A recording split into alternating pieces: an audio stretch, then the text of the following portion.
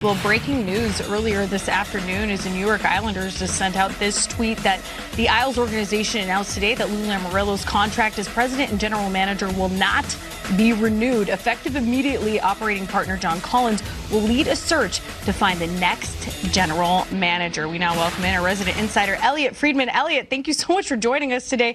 What are the next steps for this club? Well, I think that one of the first things I wanted to check, Lauren, was, with the tweet you just read, I was wondering if that meant the Islanders were not going to be hiring a president of hockey operations and they were simply looking for a general manager.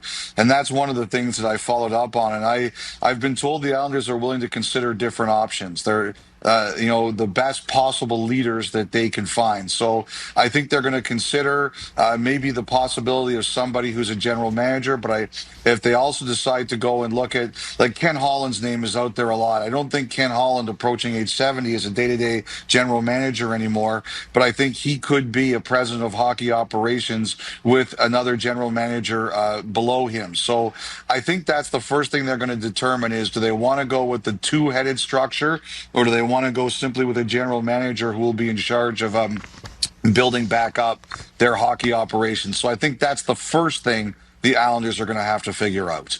Elliotte, what do you think this means for head coach Patrick Roy?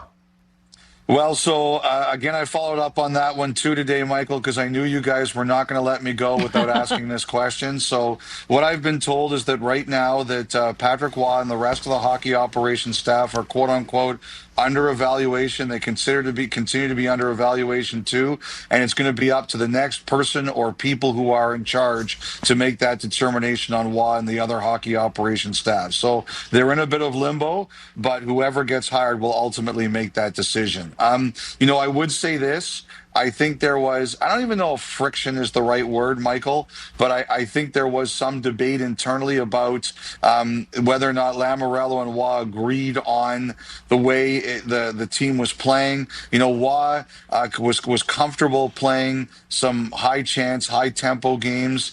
You played for Lamoriello. He was a more lock it down, button it up style. I think there was a bit of a disagreement over that. So we'll see how the next person in charge feels. Elliotte, I know that there's 32 GM jobs and that's it.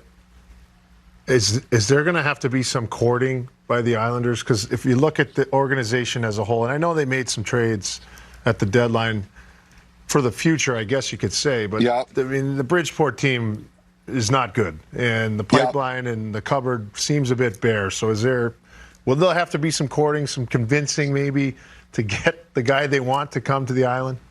You know what, Brian? I understand your question, but to be honest, I'm hearing the opposite. I'm hearing there's a lot of interest, and I think one of the reasons there's a lot of interest is because it's, as you mentioned, the Bridgeport thing is a problem, but they made a heck of a trade for Brock Nelson, where they got another first-round pick, and they got a great prospect, Callum Ritchie.